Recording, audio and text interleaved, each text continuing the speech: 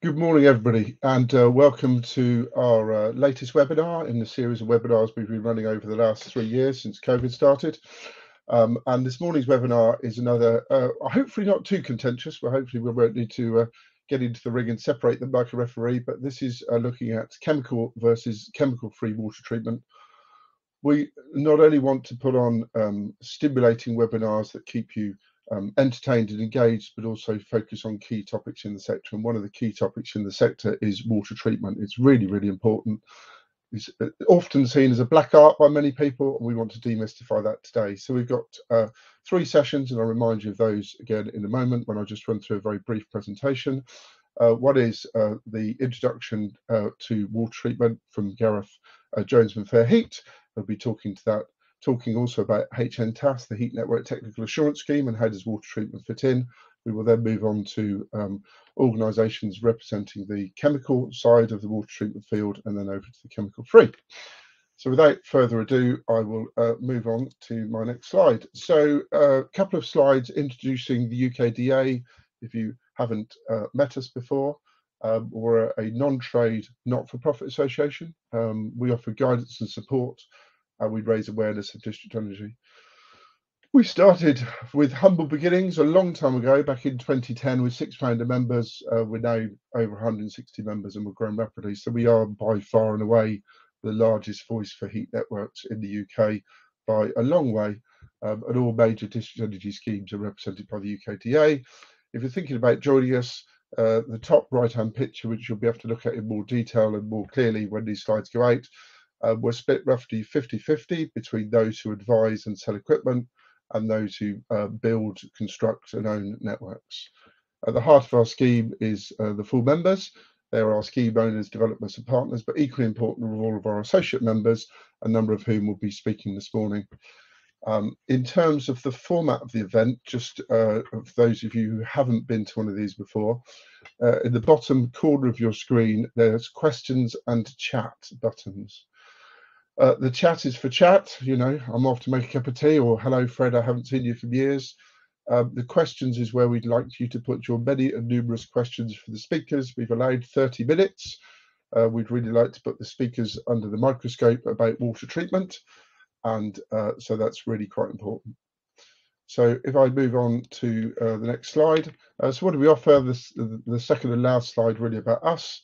So first and foremost, you can see for the image there on the screen, we publish a monthly journal. This isn't a newsletter, as some people have taken to calling it outside of the UKDEA. It's a full journal, larger and more fact-filled than the City Journal.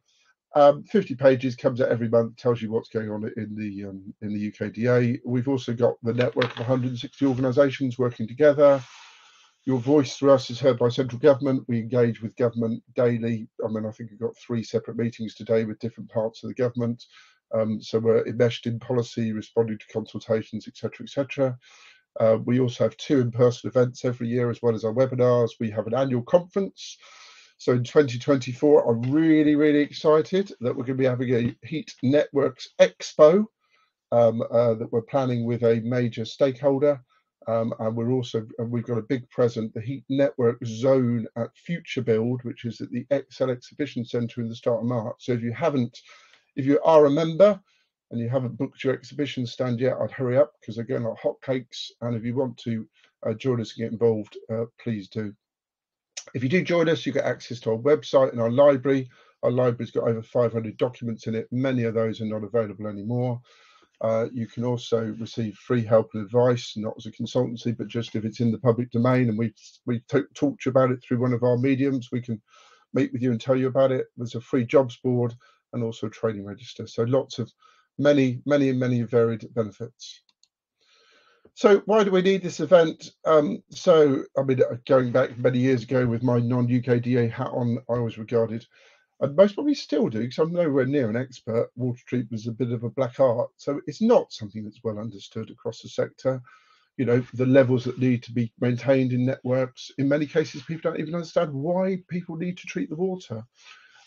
There's a wide variation in knowledge and understanding of water treatment, and the purpose of the event today is both to provide that knowledge to you, but also talk to you about the different methods of water treatment available.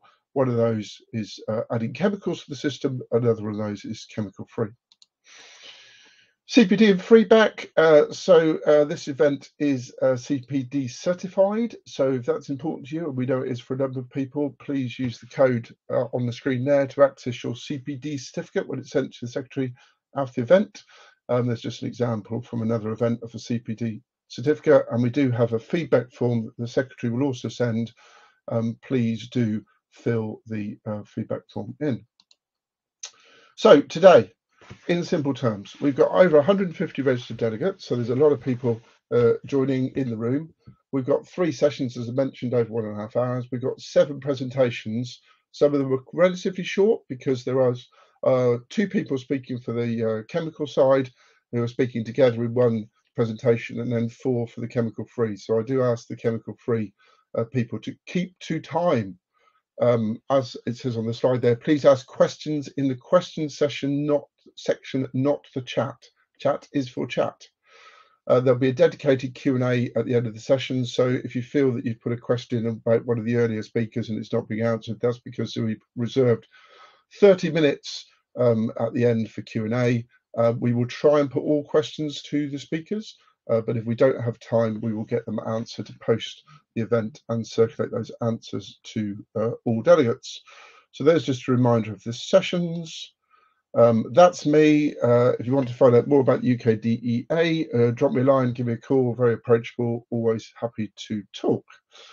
So without further ado, I will hand over the reins to Gareth Jones. Gareth Jones is the Managing Director of FairHeat, and he will be making a presentation on HNTAS, an overview, and how does water treatment fit in. So without further ado, I will leave the stage and hand over to Gareth. Thanks very much. Thanks a lot, Simon. In fact, one of the big discussions that we've had, so the Heat Network Technical Assurance Scheme has been running now. So I'm my name's Gareth Jones. I'm Managing Director of FairHeat, but in this context, I'm here with a hat on as the lead author on Heat Network Technical Assurance Scheme. And one of the big discussions we've had over the time is, do we use the wording as in Hindu and call it HNTAS, or do we call it more like HNTAS? So it's been one of those discussion points. On to more serious things. The Heat Network Technical Assurance Scheme is, just as context, has been running for a bit over a year now. And this is, as I'll come on to now, as backdrop, as most people should be aware, heat networks within the UK are going to be regulated. The aim is that we put onto a comparable regulatory footing to electricity and gas regulation.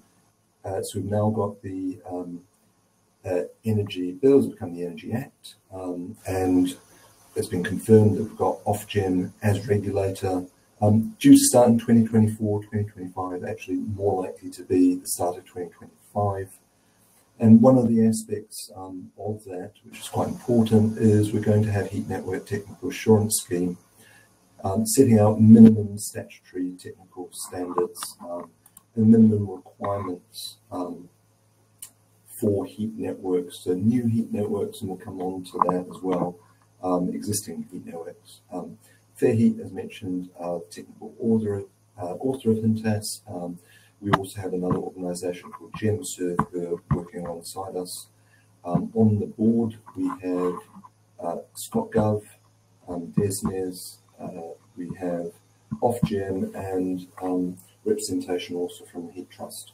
So that's who the board is. We then also have 2 associations, one being UKDEA, so Simon's on it, and we also have the AEE, Caroline Bragg.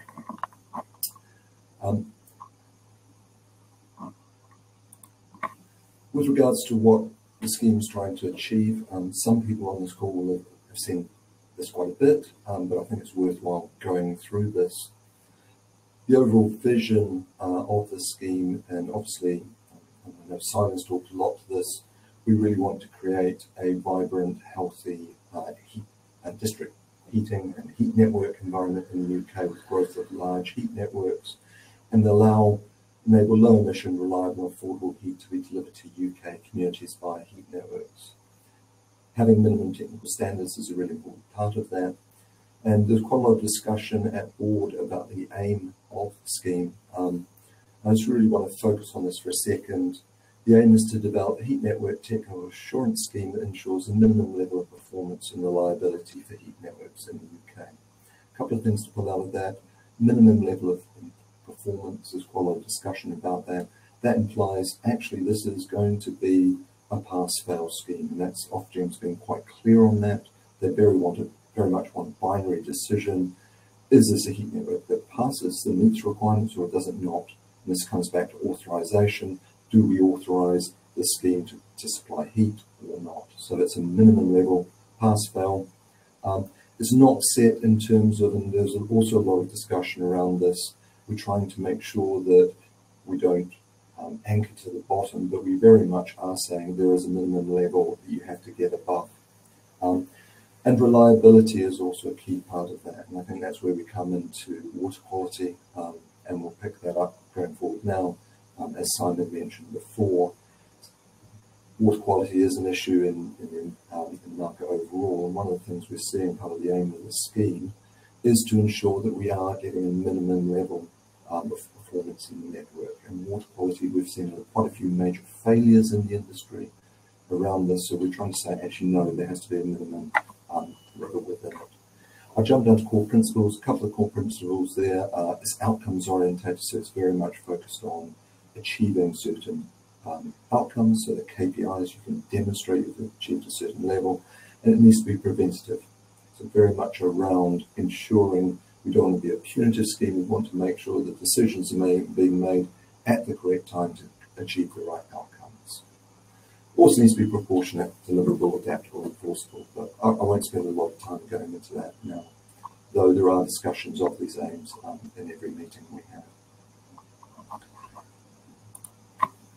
With regards to the scheme characteristics, it's going to be, as I mentioned just before, performance-based assurance scheme. With an assurance scheme, you need to have independent assessment of claims being made by a responsible party, and they're being made as to whether or not minimum standards will be achieved. So there's validation saying, is this design going to achieve those KPIs in the future, or have they been achieved? Verification, have I carried out what I needed to carry out? Is the scheme performing as it should be? For identifiable elements of a heat network, and I'll come on to that in a minute, one of the features about heat networks is it's actually quite hard to define exactly what a heat network is. It's actually made up of a whole different collection of elements which can be structured in different ways, and how you assess those will change quite significantly depending on the typology of heat network, but also on with regards to the commercial arrangements. And we're doing this to ensure that certain performance outcomes are achieved and maintained. So there will be certification that performance outcomes have been achieved at the end of commissioning, and then also at the end of an initial operation period. It's got two years in square brackets there because a lot of this is still in discussion. Looking at the overall governance structure for the scheme, this is potential governance structure. The reason I'm writing potential there is just need to note that none of this is policy yet. This is direction of travel, so please take all of this as direction of travel. Up in the top left we have Ofgem. Ofgem will be the regulator, and within the Energy Act, Ofgem will be licensing a code manager who will be effectively running the heat network technical assurance scheme. So the code manager will be maintaining code documents which will set out technical specifications of what heat networks must comply with, the assurance procedures, so how do we go about demonstrating compliance, so how do responsible parties go about demonstrating, and then assess requirements. Who can assess compliance under what conditions? So we'll have below that assessors who will carry out certification, and you get a responsible person who is making a claim about their heat network meeting requirements.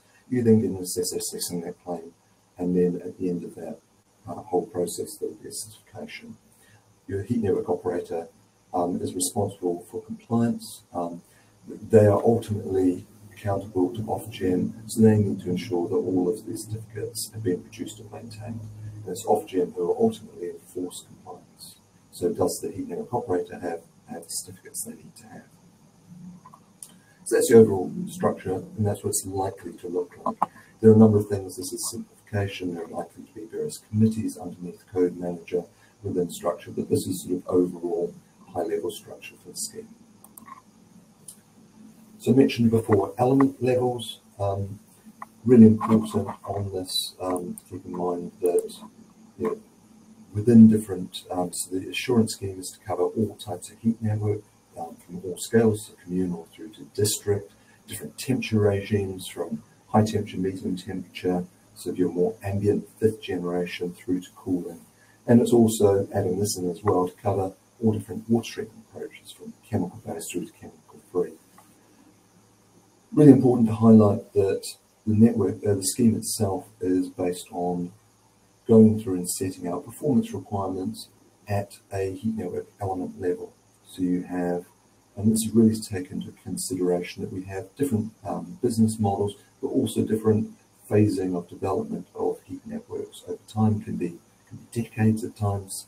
So we're focusing the technical assurance on those different elements. So energy centre, district distribution network, communal distribution network, so within buildings, thermal substations, and then through to the end consumer connection and the consumer heat system beyond that.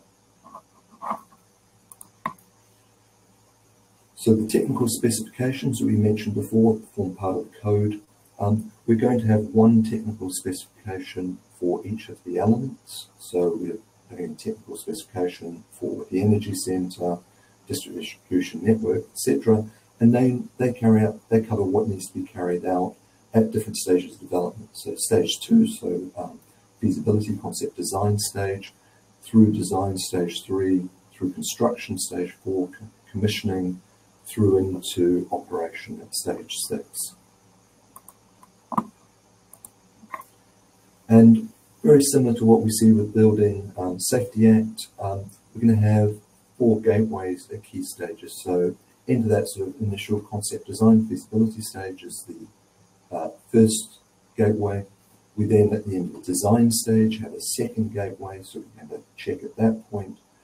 Through construction, so we have construction, design, installation, commissioning, and really importantly at the end of that is where we get a first certification phase. So at the end of that construction phase, is this network or element meeting the KPIs? So that's very much, as I said before, pass fail. Then goes into operation phase. So we're going to have a stage 6 covering that initial phase of operation. Have things been done correctly at that point? Has water treatment been has monitoring been carried out? Have water treatment processes been set up correctly? Through to the end of that, there'll be another certification, and then we go into an ongoing stage, which moves on to a different basis, which is likely to be more exception reporting against KPIs. So a much lower cost regime going forward from here. In terms of the technical specification themselves, it's got 3 key parts. So the first sets out what the KPIs need to be met, so key performance indicators.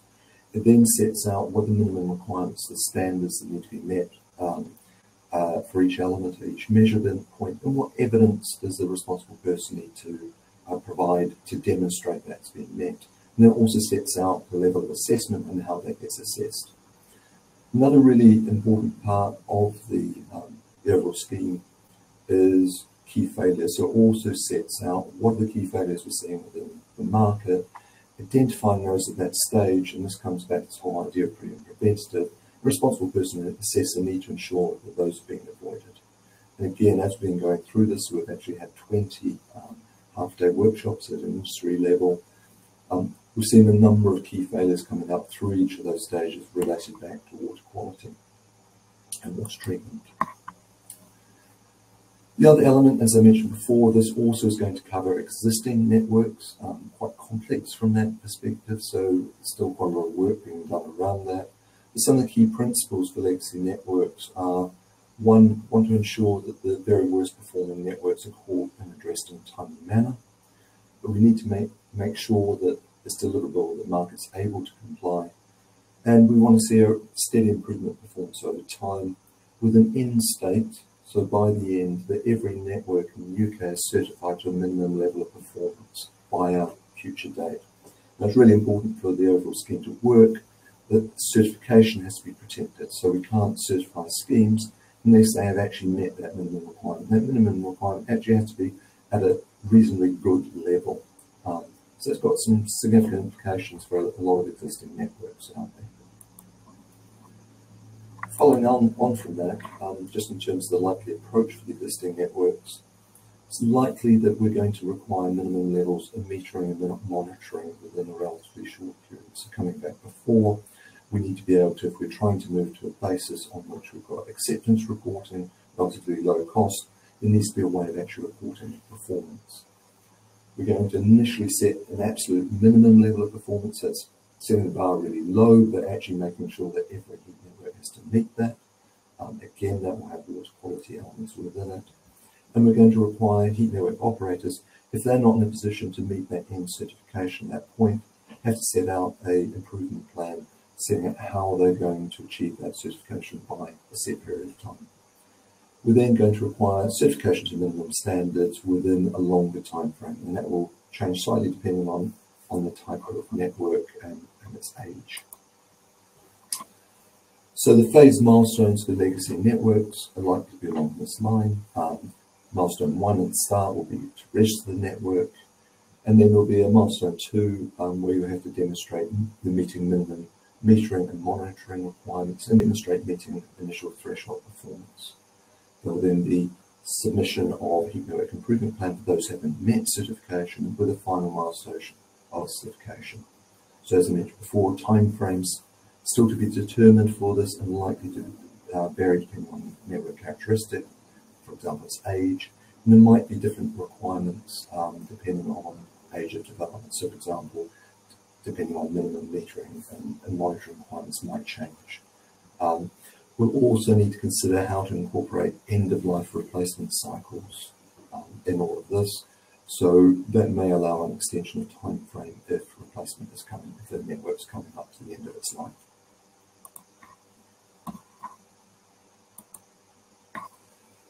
Just some implications of this within the context of water treatment. So if we look at new networks, there will be requirements to produce water treatment strategy as part of the design process. And I think one of the key themes that's come out of a lot of the conversations we've had to date, a lot of the working groups we've had at industry level, is that a lot of the thinking needs to move earlier. So we're seeing a lot of issues coming back because things have been left too early, too late. So there's going to be a requirement to push a lot of that thinking earlier and document that thinking. So the water treatment approach, i.e. is it going to go down a chemical route or chemical-free route, so actually have to be thought through very early in the process. The design process, look at the required water treatment equipment and the ancillary equipment to enable flushing, pre-commissioning, cleaning, etc. And there will also be a requirement to produce an outline water treatment commissioning plan during the design stage. That will then be refined at commissioning stage. But again, needing to really think through that early. During construction operation phases, there'll be requirements around monitoring and reporting. So this is one of the things we quite often see in the industry now, where there are requirements to carry out monitoring and test water quality that don't just actually happen. There's now going to be a requirement under HIMTAS that you actually document and then you take remedial actions and you document those remedial actions and there's monitoring of that over time. Implications for existing networks. As mentioned before, there'll be a first milestone of minimum thresholds. So there are going to need to be a demonstration of water quality is under control as part of that initial threshold requirement. That may require installation of equipment where that's missing. And that's something that existing networks are going to have to start getting on top of really quickly. This is a major issue because we're seeing a lot of networks with their lifespan being shortened significantly and remedial issues with regards to reliability in the industry. So this is going to be an area of particular focus. The other one is that there are going to be monitoring and reporting requirements, so KPIs, related back to water quality. So that's also something that's going to have to be reported back centrally and monitored over time. So there's quite significant implications of HMTAS from a water quality, water treatment perspective. And that's all going to start kicking in with regulations starting so early in 2025. And that's it from me. Simon, I'll hand back to you. Brilliant. Thanks very much indeed, Gareth. Much appreciated. Fascinating presentation there from Gareth. I'll let him leave the stage and for Tom to put the next set of presentations up. Really fascinating that the designers, an obligation on designers to do a water treatment strategy and a water treatment commissioning plan. I'm sure that will come as news to many on the call today, and also that existing legacy networks will have to demonstrate water quality is under control. So Kathy and Adam, if I could invite you to come forward and speak. So I'll now hand over to Kathy Hood. Kathy is the technical regulatory lead for the WS Group, and she'll be doing a presentation in parallel with the Adam Griffith. He's the technical manager for HydroX, which is owned by WCS Group, and this will be focusing on using chemicals in water treatment. So do you just want to test your microphone, check it's working okay, Adam or Kathy? Yeah, sure, Simon. Thank you for that introduction. Working perfectly. Thanks very much. I'll hand over to you. Okay, thank you. As you said, we are looking at chemical water treatment and district heating, and we will look at the proven effectiveness of that strategy and how it gives a uniform protection of the entire system. However, in some ways, I think the title of this, chemical versus chemical-free water treatment, is simplistic, because one of the things that we're very clear about is that to get optimum performance, you need the combination of chemical treatments with engineering controls. We're not here to support the status quo. We are looking at approaches for the future, and we will touch on how we see that going, with an emphasis on sustainability and reducing carbon emissions. So I think we go to the next slide now. Yeah, thank you. So just to add in some history, so I'm from HydroX. HydroX, the company, is named after HydroX, the product, founded in 1940 in Denmark, that was rolled out to support steam boilers and district heat networks over in Europe. That was very successful and taken up in quite a lot of networks there and around the world, and from there was rolled out into more into the UK market. Looking more recently back into the 80s, the part of our WCS group now is B&V Chemicals, which had their own range of district heat network chemicals that were following in the same principles as the HydroX range. Again, HydroX has been around since the 80s, offering HydroX and HydroX Super as all-in-one chemical protection for district heat networks. And they've now been running in UK systems for decades now, taking us up to 2023, where within the WCS group we have the B&V range, which is operating, and the HydroX range. Both of the products, although slightly different, again, still follow the same core approach that the chemical treatment in district heat networks follows.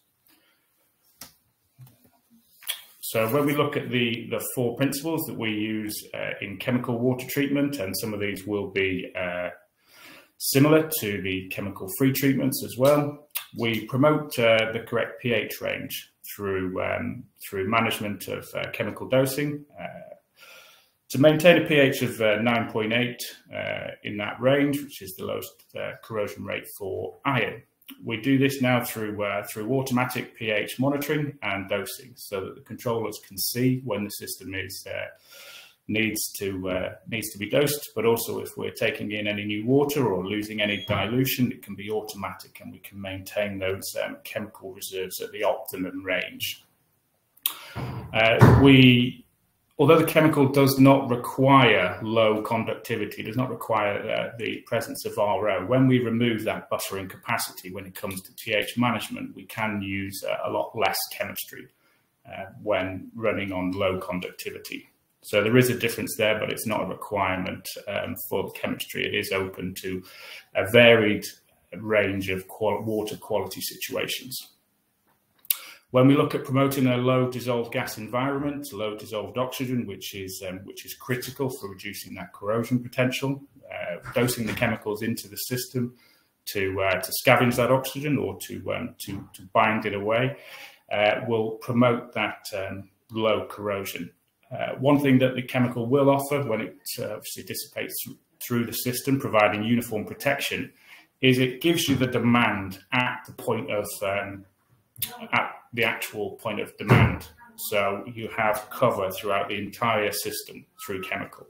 So no matter where your air is ingressing into the system, you'll have chemical available to scavenge that oxygen.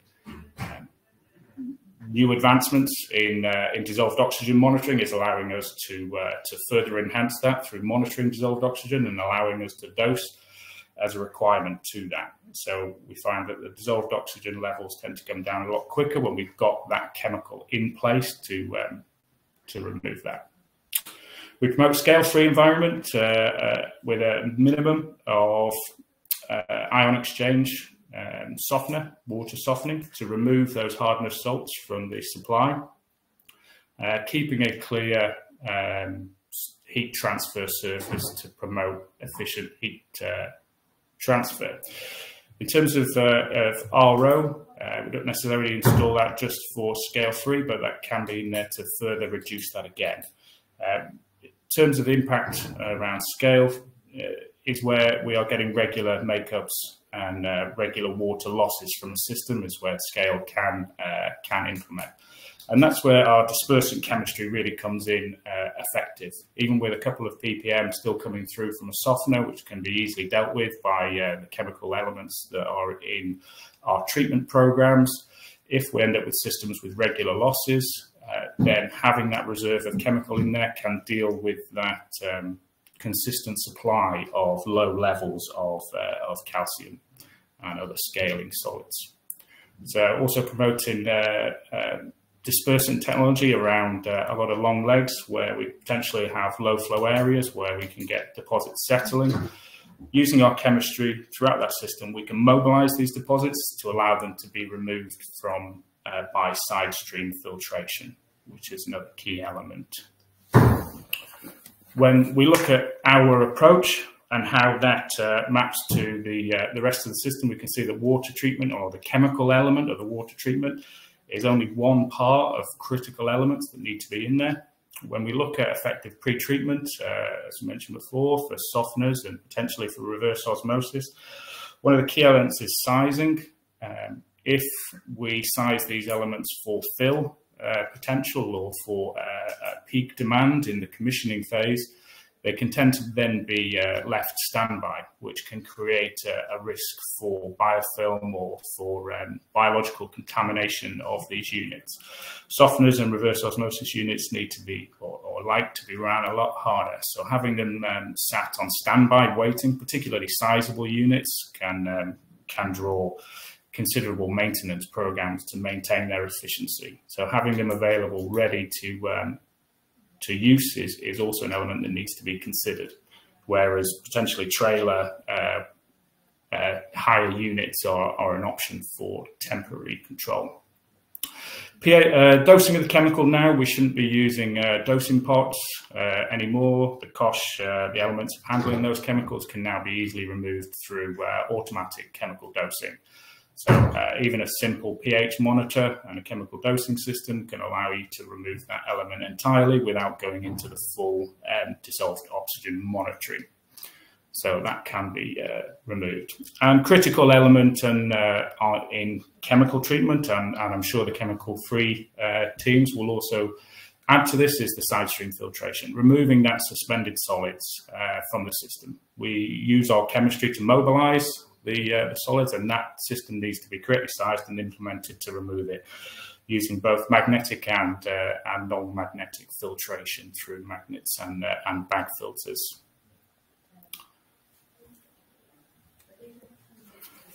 One of the things that we've said is that we've had chemicals in use for literally decades and that they're proven effectiveness. but we need to take into consideration the trends that are happening. And one of those is the movement to operate at lower temperatures. And from an environmental point of view, reducing carbon emissions, that's obviously something that we're all going to be in favour of. But that does bring other issues. Oxygen, for example, has increased solubility as you reduce the temperature, and therefore that you do increase the potential for corrosion. And this is something that we have to be mindful of. The other issue with reducing temperature is that you increase the potential for bacterial growth.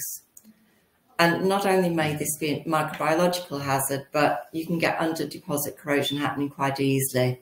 So whereas currently most systems, biocide treatment isn't necessary, this is something that we need to consider moving forward. And this is something that we are equipped to do. We can dose biocides into these systems to maintain a microbiological free system. The other thing that we need to consider is pre-commissioning cleaning. And in terms of getting rid of biofilm, effective pre-commission cleaning will enable us to do this. It will also enable us to keep a clean surface, which will give you much better performance going forward. Much cleaner surfaces give you better heat transfer. And that's obviously what we want to do. We want to get efficient operation of systems. And just to add to that, I suppose one element would be the sort of staged approach for heat networks. There'll be a different approach to systems that are already up and running and effectively finished and not being added in, so their water usage will be very minimal. But systems that are going through stages and rollouts that are going to be adding in additional legs will have that then potential to add in more oxygen every time we come through. So more treatment requiring more potential every time we add that network in that needs to be managed and controlled. One element that we do see with the chemical-free comparison is around CO2, and there's the net zero conversation around the environmental impact of chemical. So just to add in a comparison, really, in terms of the impact of a delivery once a year. So I've just put the numbers there for a delivery from our Sheffield facility to central London. The cost of that delivery is 22 kilos of CO2. If we are to look at a 1 megawatt natural gas CHP, we're looking at over 4,000 tonnes per year of CO2 produced. So it is while not having that one delivery will reduce the CO2, it's worth adding the context that it is an extremely marginal saving on there that is sort of infinitesimal impact in terms of the actual running of the unit, and also the actual impact on poor water treatment can have on the actual efficiency of heat transfer surfaces. Poor water treatment can cost you a lot more than potential savings that you may be able to find by taking one truck off the road for one delivery.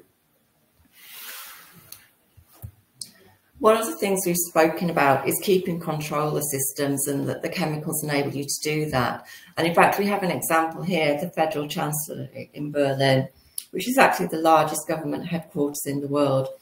And it was completed to chemical-free VDI specification 2035. And for a while it was fine. But what they found was that they did get oxygen ingress and they did get significant corrosion, in fact, with iron levels of over 30 ppm. And the reason for that, maybe it was leaks, maybe they added on systems. I don't think anybody really knows. But the fact is that it happened, but by not having chemicals in the system, they had no real insurance policy there to protect that system. And that caused them real issues. They do now use chemical inhibitor projects and the system is now working well. But I think what this does illustrate is that when systems experience problems, that's when the true test begins. That's when they're under stress. And that's actually when the chemical products come into their own. They do give you that added protection. They do give you that insurance policy. And oxygen, particular ingress, is going to give you problems at very, very low levels.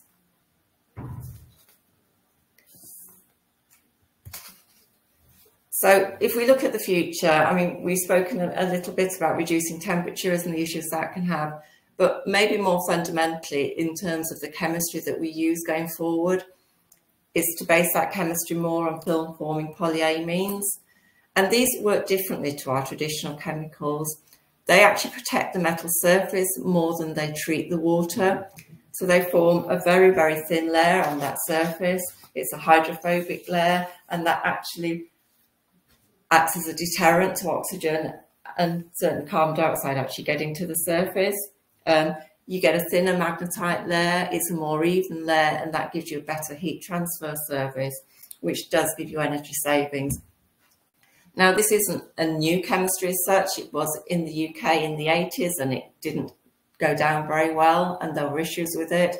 Those issues have been addressed over the decades, and this chemistry is now accepted globally, particularly in Europe, in the Americas, and it's used extensively in district heat networks.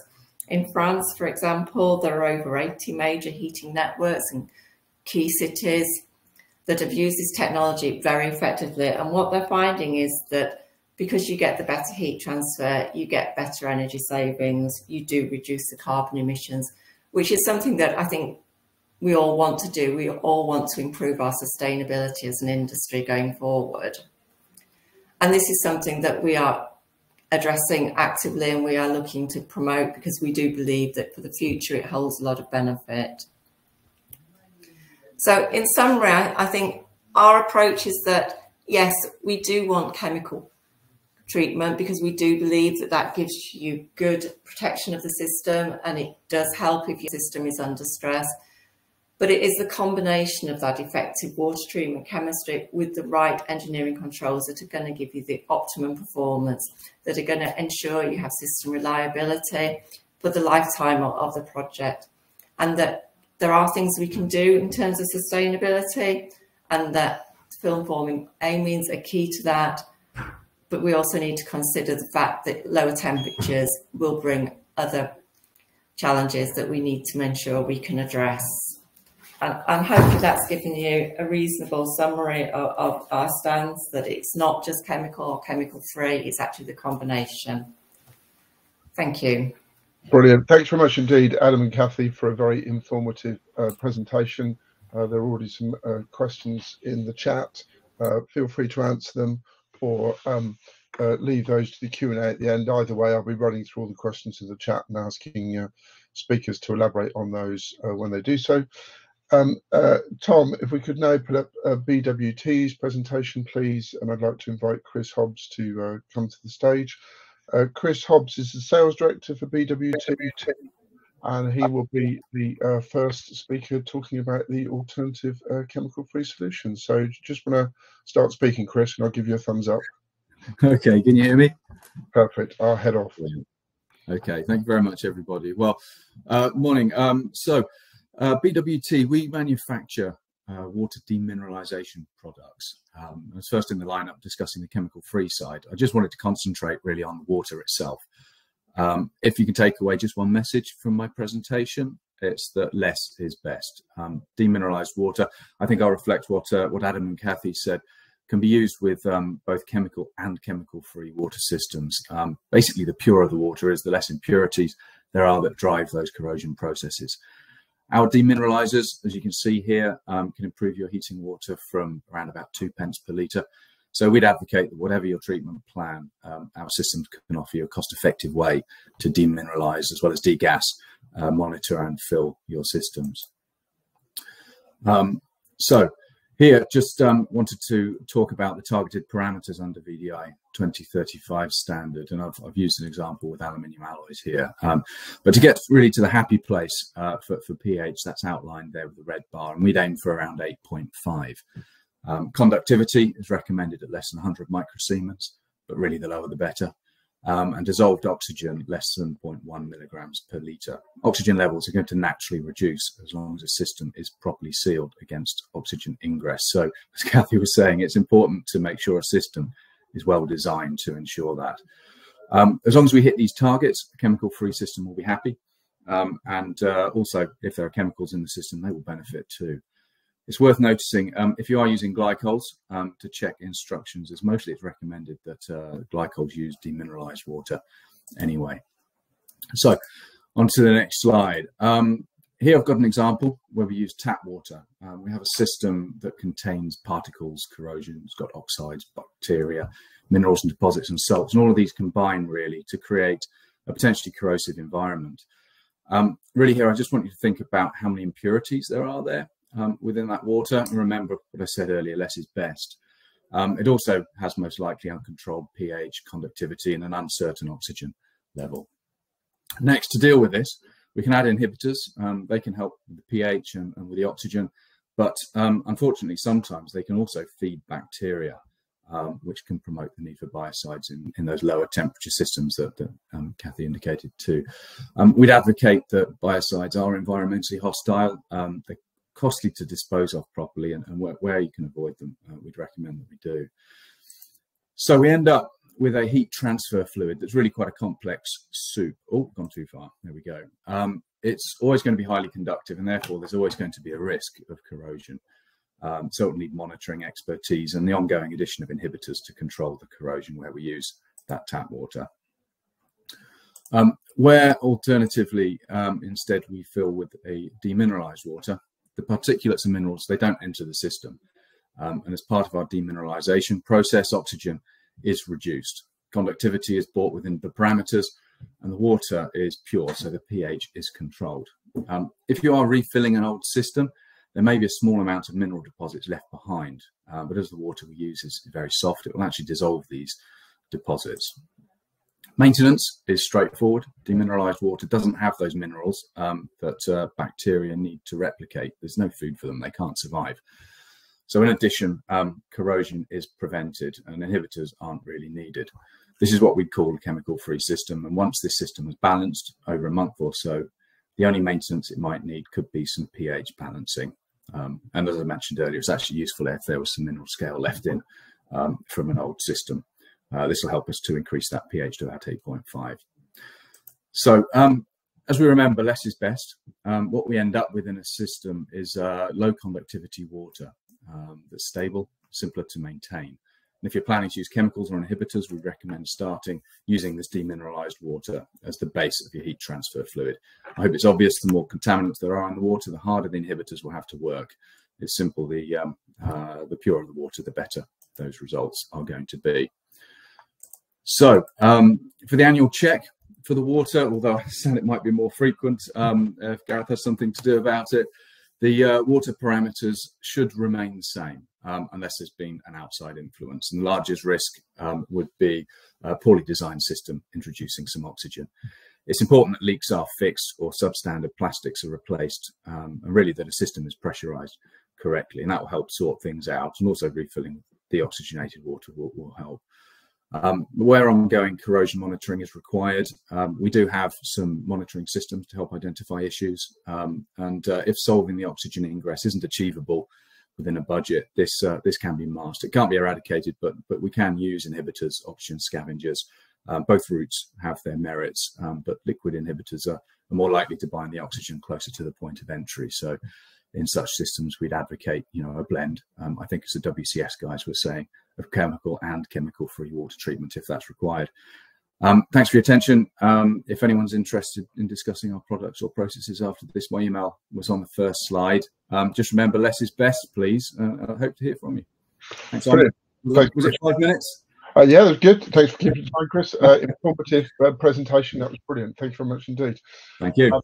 No worries. Thanks. So if I ask Chris to leave the stage, we'll hand over to the second of our chemical-free presenters, Simon Douthwaite. Simon is Managing Director of eleXion. Simon, just want to start saying something and I'll give you the thumbs up if I can hear you. Yeah, good morning everyone. Simon Douthwaite from eleXion Water Treatment. Superb. Okay, superb. So I thought we'd start with an overview of the basic requirements needed to ensure compliance with chemical-free guidelines. So how do we achieve compliance and operate without the use of chemical additives? Using what we have labelled as a 1-2-3 principle, we've taken key elements from VDI 2035 and other renowned chemical-free guidance. Our experience shows that we must target these 3 key elements, addressing each target parameter. This allows us to operate without use of chemical additives. In doing so, we prolong the life of our systems, reduce our maintenance costs, and also the impact on the environment in the process. So what are the key elements? So dissolved oxygen. So dissolved oxygen is a driving force of corrosion within our systems. Tap water consists of roughly 8 to 11 milligrams of dissolved oxygen. To put this into context, we want our systems to be operating as low as possible, with suggested ranges of being less than 0.1 milligrams per litre. For this to happen, we need to focus on system design using correct materials, any plastics complying to DIN 4726, correct jointing materials, and correct expansion and pressurization. We also need to look at effective means of removing dissolved oxygen from our systems. With systems now operating at lower temperatures, traditional methods cannot remove gases effectively. pH value, so having the correct pH value takes the place of corrosion inhibitors. Having the correct pH allows metals to become passive, and what the metals form is known as an oxide layer. This is a natural forming layer, and this can reform if damaged. There's no lifespan on it, and it's unlikely that even in the presence of oxygen, it won't become damaged. So electrical conductivity, this is made up of the amount of salts and minerals within our water. When operating our system water at a higher rate of electrical conductivity, this means our permitted level of dissolved oxygen is decreased to extremely low levels. However, the lower electrical conductivity of the circulation water, then our permissible levels of dissolved oxygen is increased, giving us greater margin for error. By reducing the circulating water's electrical conductivity, we are increasing the resistance in which oxygen can react with metal surfaces. We need to remember that corrosion is an electrochemical reaction. So how do we help clients achieve these three key elements? Dissolved oxygen. So removal of dissolved oxygen is completed by use of electrochemical reaction chamber known as the elector. The elector uses two dissimilar metals connected in a circuit. The chamber generates its very own small electrical charge without the use of external power. This chamber is also referred to as a galvanic cell. Dissolved oxygen in the water is the driving force of the cell. Dissolved oxygen is removed electrochemically. This reduction reduces the risk of corrosion within our systems. So the pH value. The byproduct of removing dissolved oxygen is that we can elevate the pH of our system water, allowing natural oxide layers to be formed. Magnesium anodes are used in the creation of the cell. Magnesium electrons enter the water and they raise the pH to the desired levels. Magnesium anodes provide a long-lasting and affordable method of system protection, elevating the pH and removing dissolved oxygen at the same time. So the electrical conductivity. Our fill water can often be high mineral and salt content, which generates a concern in terms of corrosion and scale. Let's not forget our fill water has 8 to 11 milligrams of dissolved oxygen present. By reducing the mineral and salt content at point of fill, we can reduce the impact which top-up water can have on our systems. Installing one of our ionics filling stations after the pressurization units ensures all future water is preconditioned, utilizing a mixed bed ion exchange resin. We can reduce the risk of corrosion, remove the risk of scale, and reduce the rate at which the 8 to 11 milligrams of dissolved oxygen, which embodies the water, are converted. The increased level of dissolved oxygen is then removed by the elector reaction chamber. The elector reaction chamber provides ongoing self-regulating corrosion protection. This device ensures systems remain reliable and efficient. The system itself is serviceable, with the anodes lasting up to 5 years, thus reducing on-site maintenance costs and yearly expenditure on chemical additives, which require regular testing and dosing. Our latest filling stations monitor the top-up water via Modbuffs, with alarms being picked up by on-site BMS to raise awareness when on-site equipment needs maintenance. And that is me done. Brilliant. Thanks very much indeed, Simon, for a quick, efficient presentation. So that was much appreciated. I'll ask Simon to leave the stage and for Marcel to join. Marcel is the Business Development Engineer for ENWA.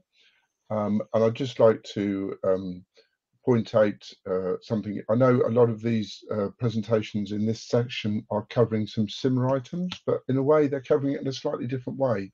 And I don't think it hurts to be reminded about the importance of pH and the other factors that you need to maintain in the water treatment system. So Marcel, do you want to kick off and I'll just give you a thumbs up so I can hear you? Good morning, Simon. Yeah, perfect. Okay.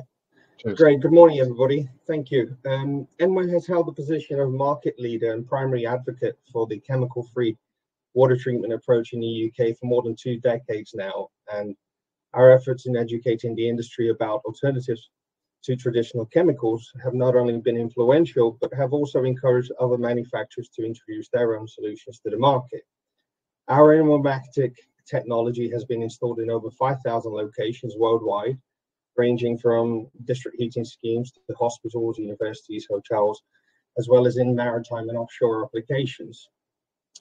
The ENWA is a combined side stream filter and water conditioner, which provides high-level filtration and water treatment to maintain system integrity, preventing blockages and impingements, which helps to improve heat transfer and energy efficiency.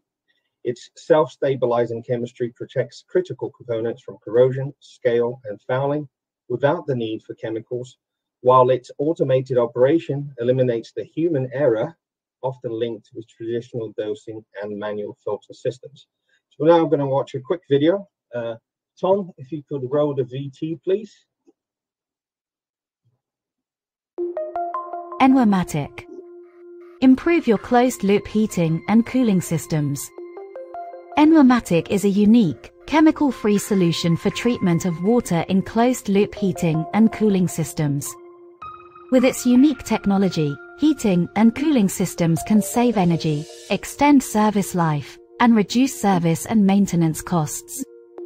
In addition, ENWA is environmentally friendly. ENWA is a combined side stream filtration and water treatment unit which protects your systems against corrosion, controls scaling, restricts bacterial growth, regulates pH, and removes particles without use of chemicals.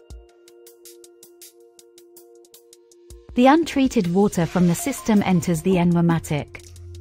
The water is filtered and treated as it travels down the layers of filtration and treatment media. The cleaned and treated water exits through the strainer at the base of the unit and traveling upwards through the central pipe. The side stream loop is driven by the differential pressure across the circulation pump. To ensure circulation through the ENWA unit at all times, it is recommended to install a separate booster pump on the inlet side of the unit. This continuous process removes all suspended particles down to 10 microns. All the particles that are collected in the filter bed will be back flushed to drain. This procedure can be either manual or fully automated depending on the site-specific requirements. Back flushing operation ensures continuous high-quality water treatment and filtration. For systems using antifreeze, there is a special backwash procedure that is applied to ensure that antifreeze liquids are not discharged in the drain. ENWA applies for residential, commercial and industry properties, for maritime and offshore, and for bespoke requirements. Thousands of satisfied customers are using the ENWA system all over the world. ENWA. Improve your closed-loop heating and cooling systems.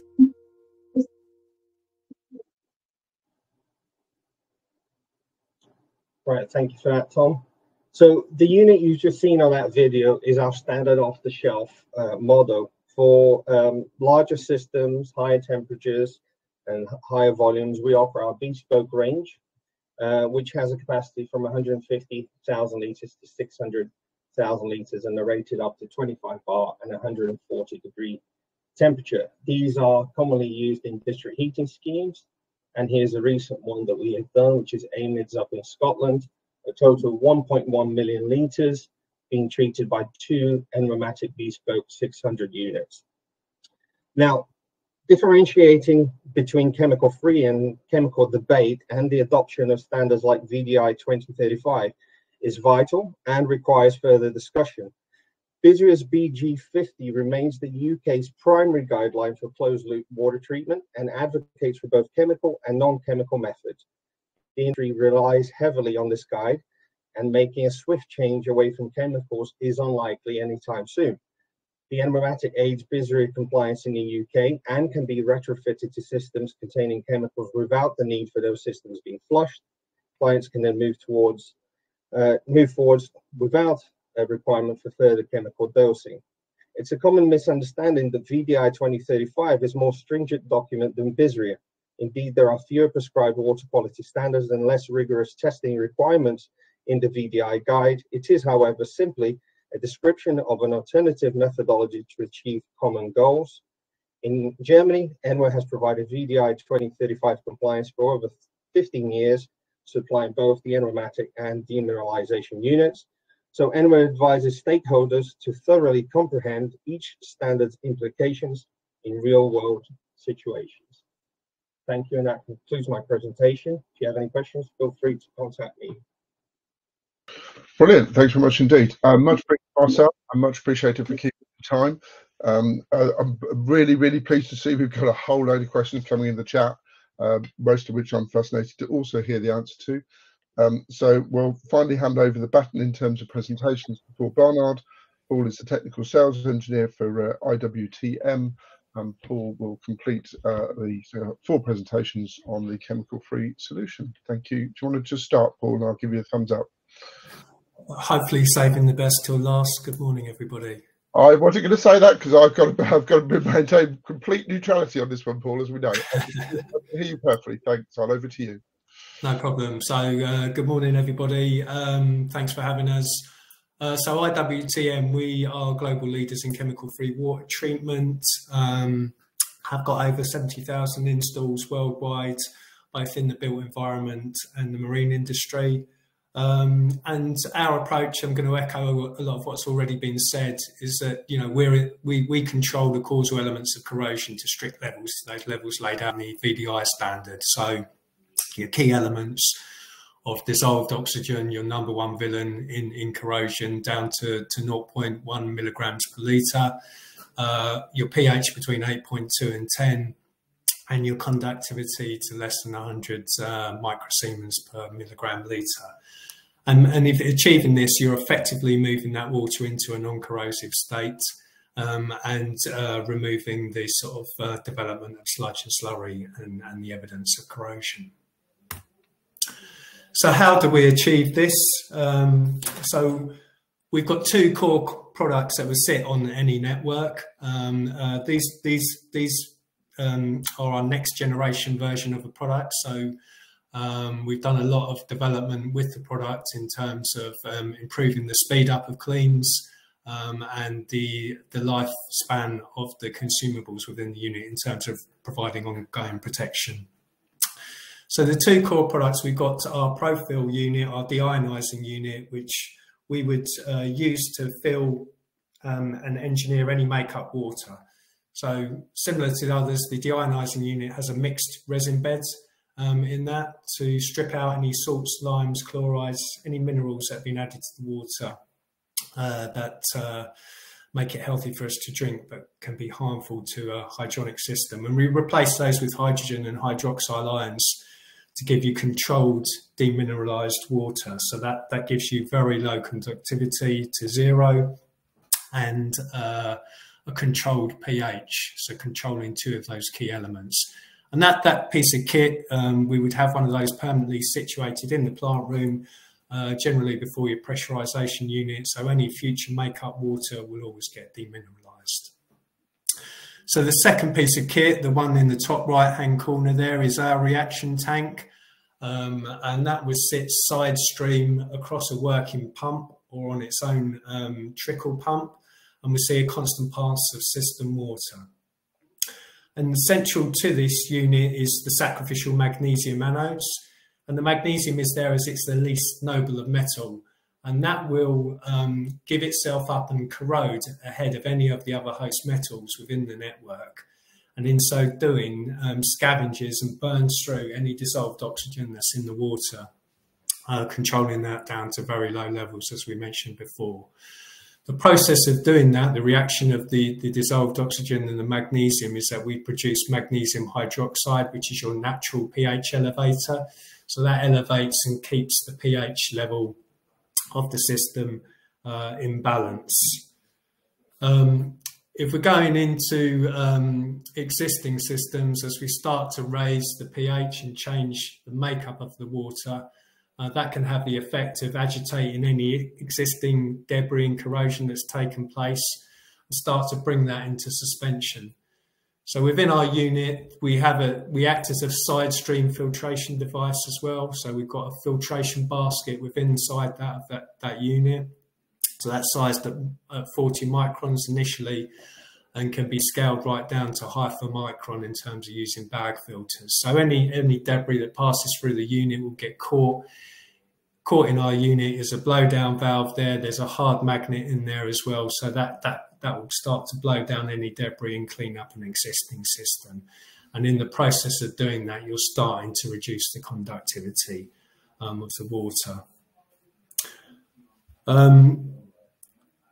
So yeah, those two systems typically sit in the plant room, and we would use the deionizing unit as part of the fill process. So just a couple of projects to show you that what we've been involved with in the UK. So this was a new build project. So Swaffham Prior, a project that some of you may be familiar with. So it was a village that was an existing sort of oil boilers. It was off grid. They wanted to do something interesting and special here.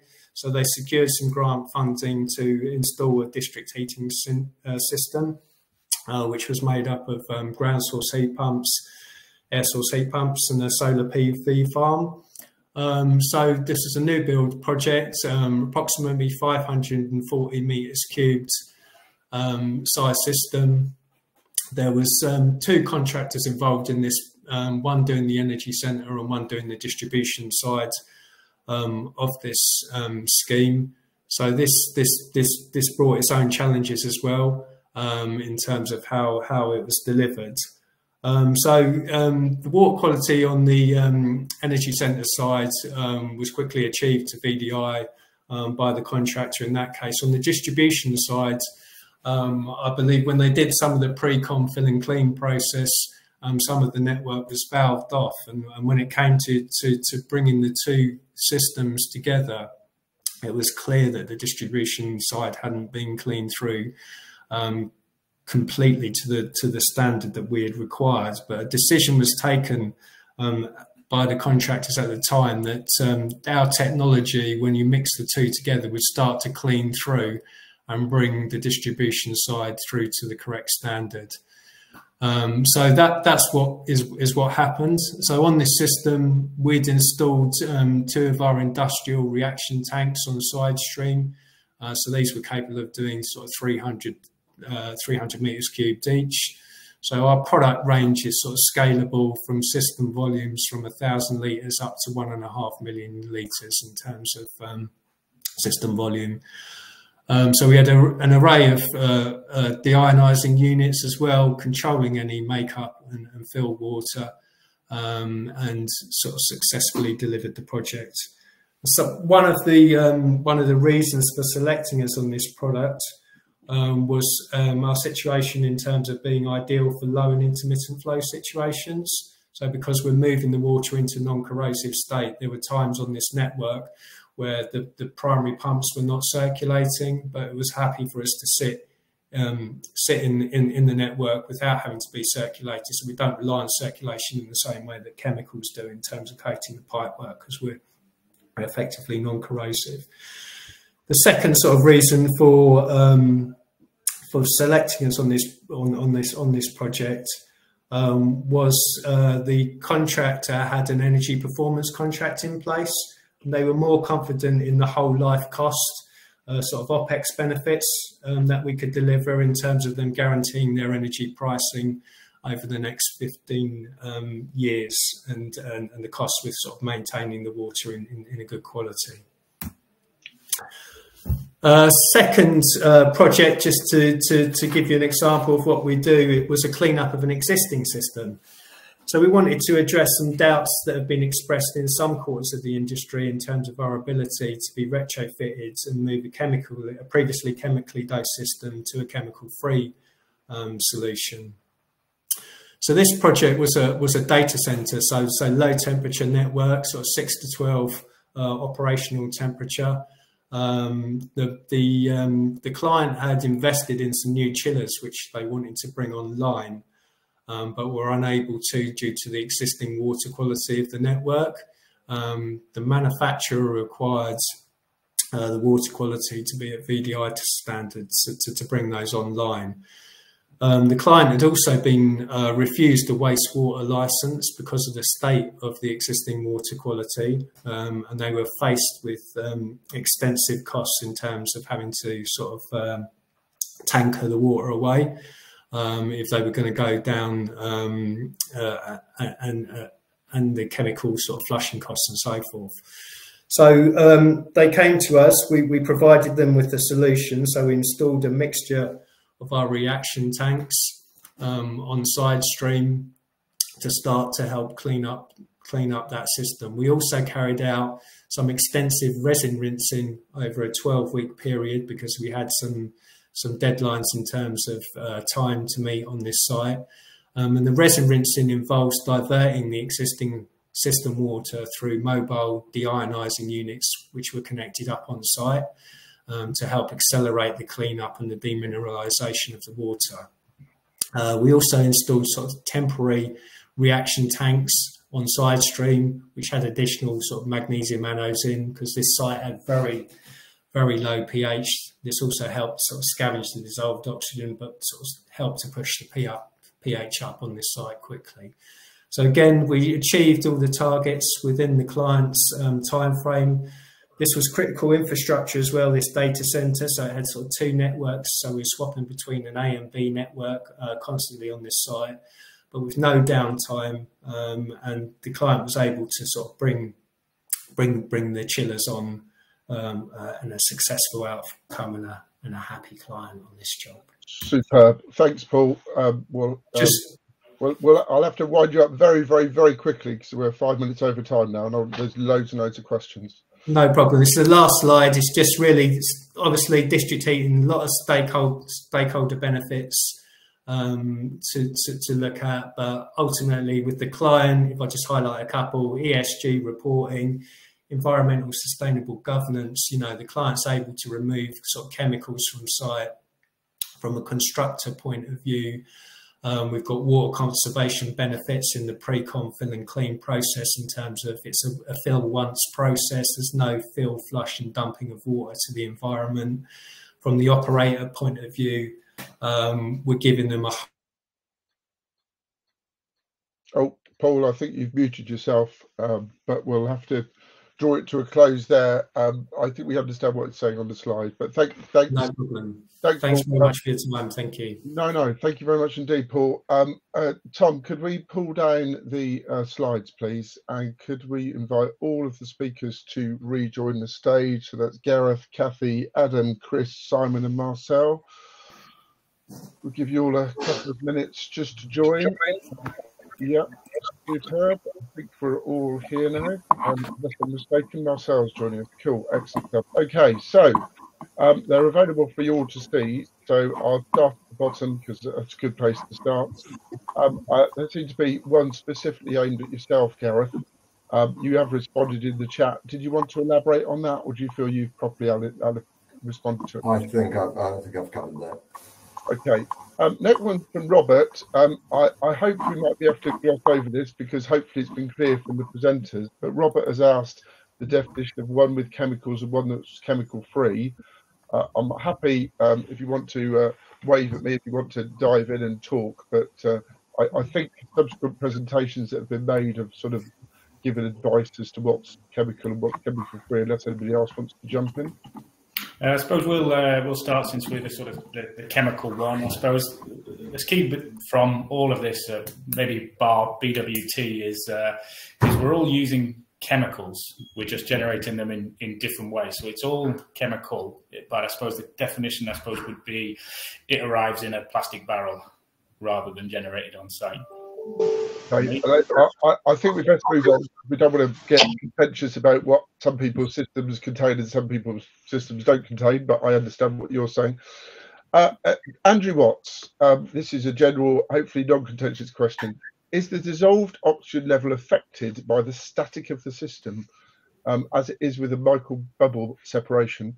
I have to admit, I'm totally bemused by what the hell he's talking about because I'm no expert in this. Does anybody else understand his question and would anybody like to respond?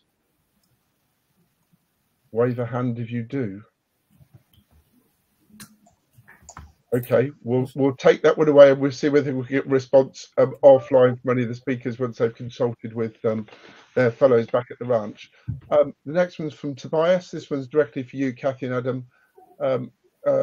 General differences in water treatment approach between heat networks with a pressurized thermal storage tank versus those with non-pressurized thermal storage tanks, for example, in Danish networks. So, do you believe there's a different approach, Kathy or Adam?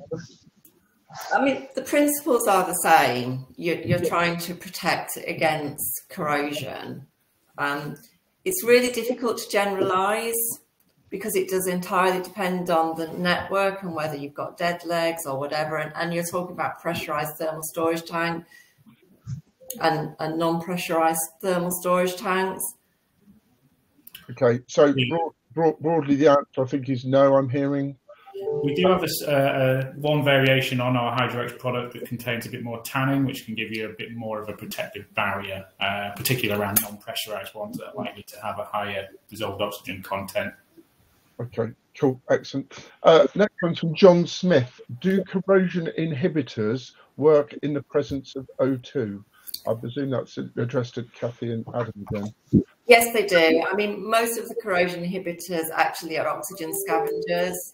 So they do work. I mean, that is what they're designed to do. They're designed to react with any oxygen in the system before it has a chance to react with the metal.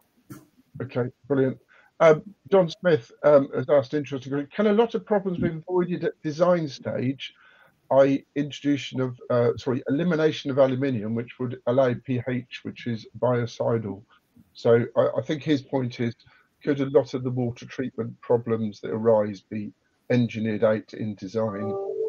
Do you feel brave enough to take that question on? I mean, I think the simple answer is yes, but in practice, whatever you design, without a crystal ball, you don't know how you're going to want to change it in the future, and that's where you can start getting problems as you add on other bits, or you do get leaks because, yeah, let's face it, life isn't perfect, things go wrong, and it's how you deal with those issues that arise because things don't run quite according to plan. If I can just add, a pH over 8.2 is mostly biocidal anyway. So even with aluminium systems, if you're between 8.59, you know, or certainly over that 8.2, that will help.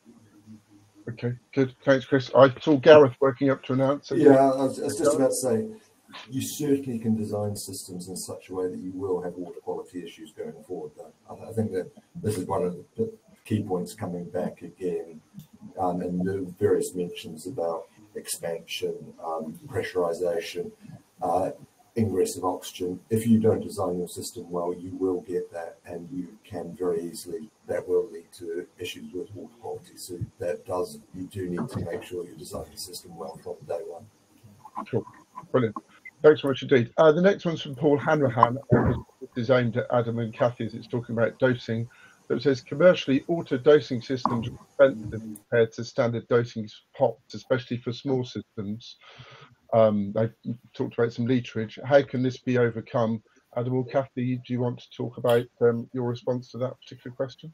Yeah, I think there's auto dosing systems come in a range from simple pH monitoring, which is relatively cost effective, up to the full-blown dissolved oxygen monitoring and automatic dosing.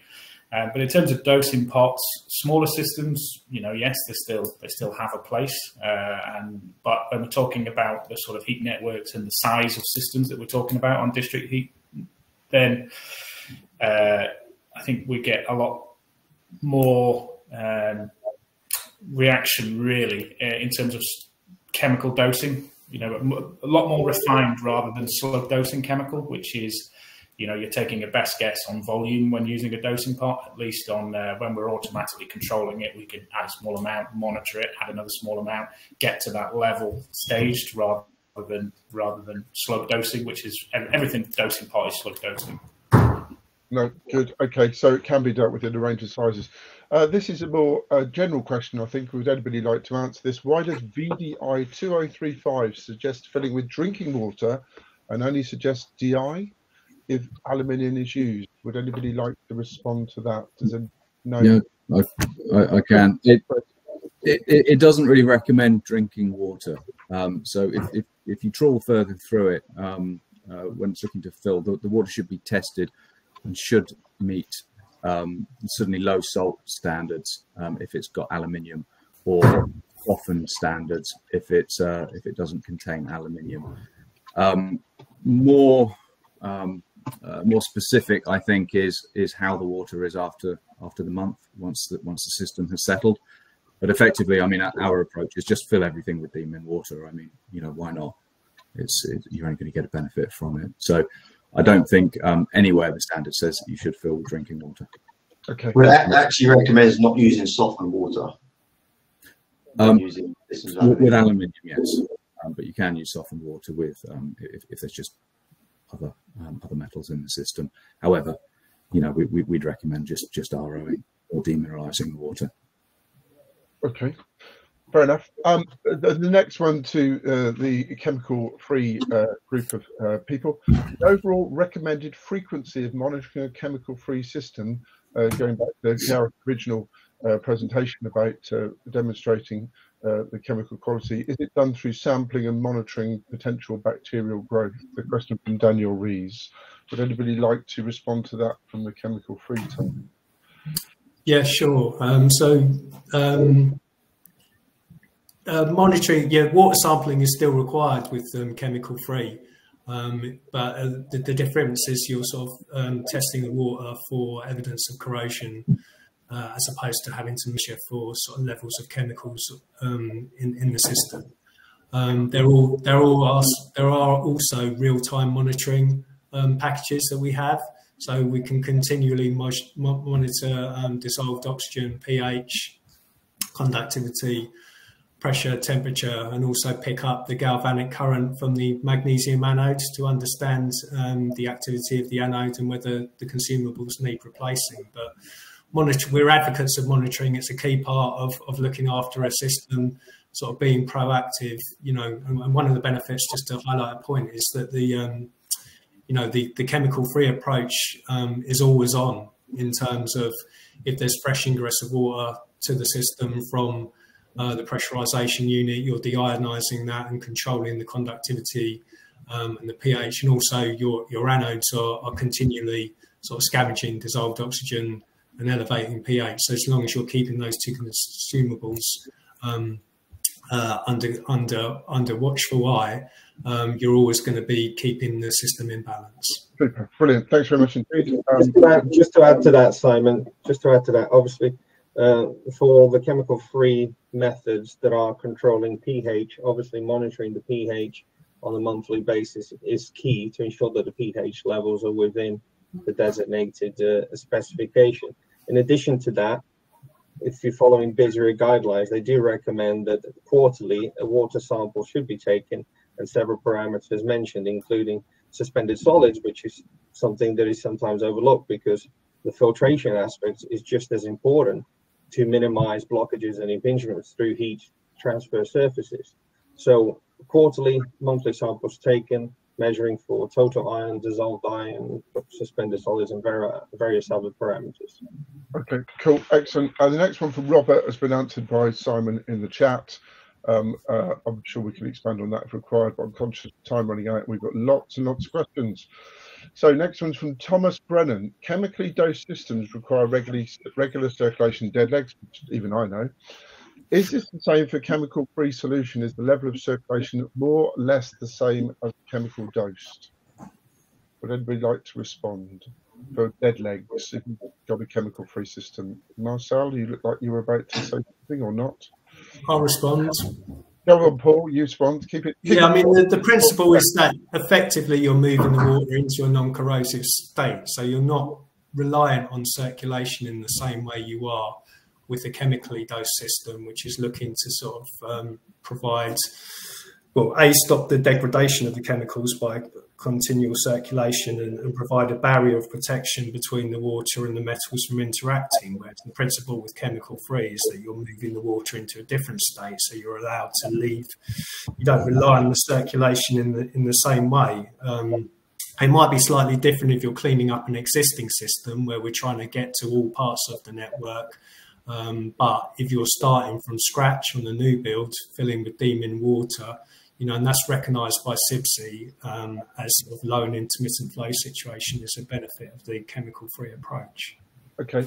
Would anybody else like to comment on this? Or yeah, what I was going to say on that is, initially, when using chemical-free alternatives, there will be an initial period where all the circulation pumps should be running and the water should be turned over several times in order to stabilize the desired chemistry. But once that chemistry has been established, in some cases, for example, we work with universities, and during the summer months, universities shut down their heating systems. And when we've taken water sample analysis before and after the shutdown, there hasn't been that much change in the water chemistry. So, but it takes time for the chemistry to be designed initially. Okay, cool. I think just to add to that one, Simon, I think that obviously we're talking a little bit there about ideal situations. We also need to consider the sort of real world impact that the water that's circulating around the system is not going to be deeming quality. So at least from a water treatment management perspective, I think circulation is key to all parts of the system, I would say. Okay, we'll pass these questions over to you speakers afterwards. If there's anything else you'd like to respond to, I'll gloss over John. John is simply making a response about whether chemical versus chemical free. I don't want to get contentious on that, but thank you, John, for pointing that chemistry point out to me. Ben Leach, what is the impact of filling with tap water and then using your system process, please? So this is for the chemical free people because it came in at that time. Can this be done, or do you have to use demineralized water as a starting point? And he says, Simon. So Simon Douthwaite, well, say that was directed at you as he's actually put your name at the end. So did you want to respond to that? Yeah, so like we keep referencing VDI. So VDI doesn't actually tell you to fill with demineralized water. It gives you two guidance. So either operate in low saline or saline, which is regular tap water. So depending on where you are in the country, the water might be like harder or softer. We're all familiar with hard and soft water. So generally, if you've got a higher conductivity of your tap water, you need to ensure that your system is being designed correctly and that the amount of dissolved oxygen that enters the system is extremely low. If we can add demineralized water, we've got that sort of comfort blanket, because it's quite hard to design a system and know exactly where your dissolved oxygen levels are going to be. So technically you can fill with regular tap water, and then you really need to know where your dissolved oxygen levels will be. There's lots of us on this call who've got different ways of removing dissolved gases from the water, and items such as ours will then operate within the system to keep them levels really low. If you find that your level of corrosions are increasing, then your electrical conductivity is going to be too high. So then you can use inline circulation, where we would use resin to extract their minerals to lower your conductivity. Okay, brilliant. Thanks very much. Lot of questions, and I propose we just stay online until people drop off, because I think people are fascinated by this whole topic. So the next one's Thomas Brennan. How do chemical and chemical-free speakers think of the gassing and spill-fill expansion vessels are best dealt with? Our approach is different for chemical and chemical-free in terms of degassing and spill-fill vessels. Would anybody like to respond to that one? Sorry, will you repeat that? Yeah, so it says, it's the one answered at 10:26 a.m. by Thomas Brennan. It says, how do chemical and chemical-free speakers think the gassing of spill-fill expansion vessels is best dealt with? Our approach is different for chemical and chemical-free. And if it's causing a bit of a break, sorry, have you got a response there? I'll just say I don't know if they're different, but certainly if you can degas water before filling it into the system, then we'd advocate that. A membrane degasser, for example, would be perfect for doing that. I assume it would work just as well with chemical as with chemical free, but I can't answer any more comprehensively than that, I'm afraid. Yeah, I think removing dissolved gases as soon as possible is not essential. I think we've all, regardless if you're using chemicals or chemical free, I think the status quo is that dissolved oxygen is the driving force of corrosion. So the sooner we can get this removed, the more efficient the process is. Okay, cool. The one from Dan Parslow, I think that's more of an example one, unless anybody wants to jump in. It was mentioned earlier that with ongoing leaks, oxygen ingress, the solution involving both chemical and non-chemical treatment can be found. Is anybody aware of an example where there's both chemical and non-chemical treatment working on the same system? I think Kathy mentioned one in her. I think quite a lot of examples really where people do treat the water they're going in, whether it's DI water or whether it's just softened water. So you've got that non-chemical treatment to start with, and you've always got side filtration. Plus you've got the combination of the chemical inhibitors just to give you that added protection.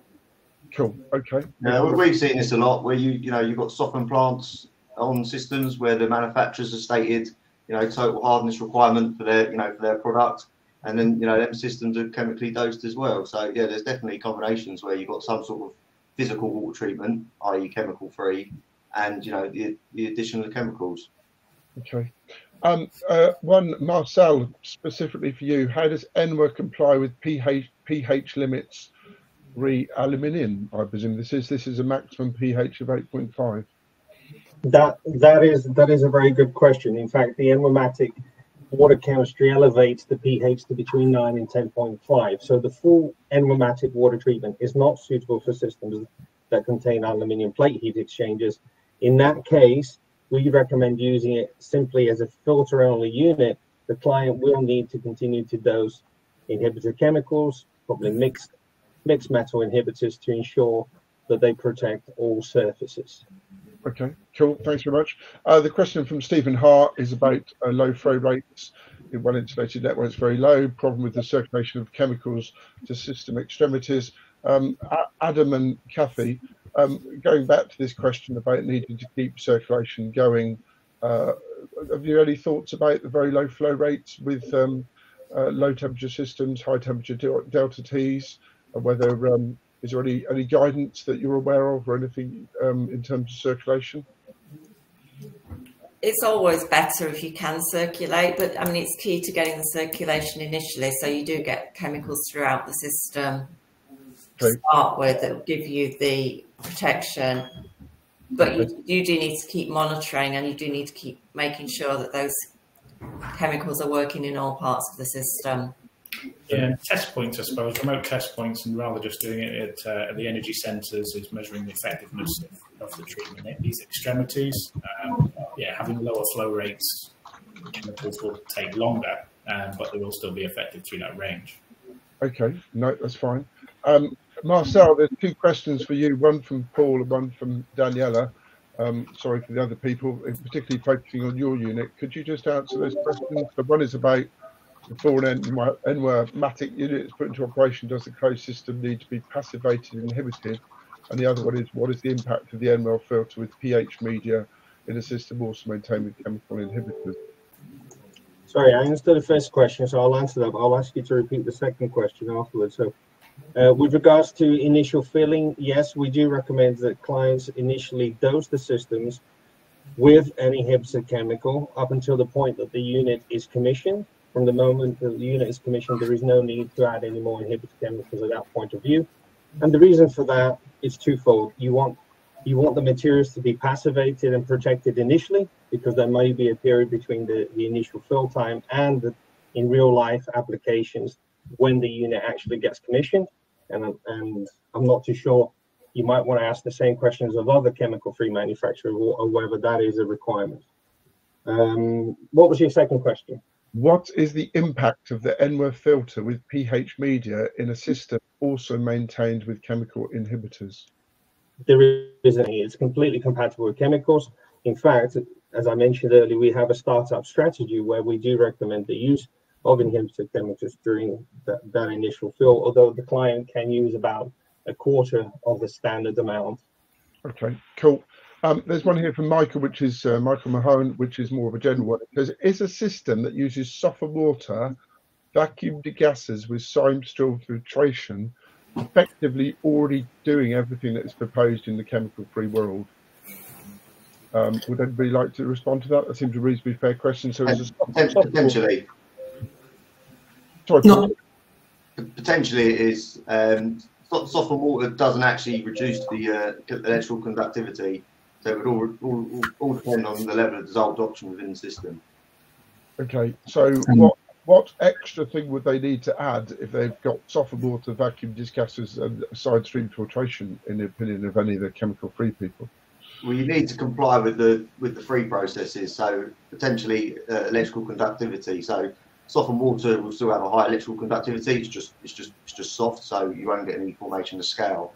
So you could potentially have to reduce that as well via ion exchange. Okay. There'd be no pH control there either necessarily, so that's something that approach doesn't really address. And the softened water, especially if it's used ion exchange softening, as Simon mentioned, the conductivity can even be higher because there's trace elements of the salt from that process there, and that'll just kill any aluminium that's in there. Right. Okay. No, that's very helpful. Thank you. Oh, there's a very technical question there. What is the capacity of MB ion exchange resin at 500 ppm TDS, e.g. litres of water per litres of resin? Does anybody in the chemical-free side have an answer to that? We can send John a price later on that. Okay. I mean, the effectiveness of the resin is determined by the hardness of the water in the area. So there's, you know, again, we've got calculators to deal with that. Let's answer that post the event. Here's an interesting one, which hopefully we can answer. Would the non-chemical solutions be suitable for a system that already has suffered from historical corrosion? Can it lift corrosion material from the pipe surface? I suggest possibly not, but presumably you can. It would lift deposits, potentially, scale deposits, but corrosion, can't fix stuff that's already broken. No, but it could lift deposits. Okay, cool. Stephen Hart's asked, are there any issues using the same water in the two pipe changeover systems, including 6-port valves and or reversible heat pumps using chemically dosed water? I'm assuming not, but if anybody wants to answer that after the event. Was that using chemical free or chemical? Chemical free. Let's think about that one afterwards. Let's just move on. Well, you only have to consider, you know, what your antifreeze would be. So you'd have to look at using trace heating rather than glycol. Okay. Let's pass some of these over to the post conference response. I think there's been a lot of talk about VDI today, so it would be helpful to clear this up to people left on the call. What's the definition of district heating under VDI 2035 and AGFA FW510? When should AGFA FW510 be followed rather than VDI 2035? Should we leave that to after for people to follow up? Yeah. I think they're two different standards. I will leave that to follow up. We covered the well, David McIntyre's asked you a question, Marcel, about the ENWA system. So requirement to add a chemical inhibitor, or it's just not required. This is ongoing with a live network. So water testing companies offer varied advice. So if somebody's got an ENWA system, do they need to keep adding a chemical inhibitor or not? Marcel?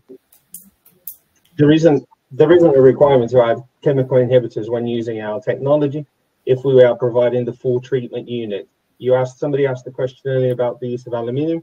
If a system has contained aluminium and we have offered a filter-only unit, this is the distinction, then they will need to use chemical inhibitors to protect the system. But if they're using it as a full treatment unit, there is no need after the unit has been commissioned. And just on the top of, somebody asked the question earlier about if you have a system that has already got chemicals and has got iron in a system, one of the benefits is the high-level filtration that's offered by it, that it would actually reduce the total iron levels down to less than 1 milligrams per liter and the dissolved iron levels. So it can help restore systems with aging pipework and corrosion back towards their original design efficiency. And one of the things that's not often talked about is the benefit of that high-level filtration. And as I mentioned in my presentation, the point of having an automated system that is chemical-free and self-stabilization is the elimination of that human error, which is linked with the chemical dosing and the manual changing of cartridge filters or bag filters that sometimes gets forgotten about. So you know, my pitch to guests is is look at having an automated system that can do it all. And when you look at the market, there's only us. Okay, we're here to be completely independent, so let's move on. A final one, and again, I'm not a chemist, whether this is correct or not. John Smith at 1043 asks, what does pH to do with O2 concentration? Well, the pH of the water won't remove the dissolved oxygen from the system, but having the correct pH will prevent the reaction at the metal surface where dissolved oxygen will attack it. Good. That was the answer I was hoping for. Right. And with that, we're 10 minutes over, so I'll draw to a close. We will send all of the questions, all of the speakers, and I do hope that all the speakers feel that they can respond to as many questions as they can. So it leaves it to me to say thanks very much indeed to Adam and Kathy, Chris, Simon, Paul, Gareth and Marcel for joining us this morning for what we feel has been hopefully an informative and illuminating series of talks. So we'll draw the meeting to a close. So Tom, if you'd like to end the session, thanks very much indeed. And thank you to everybody who's attended today. Cheers. Bye-bye. Thank you. Thank you. Thank you. Cheers. Bye-bye.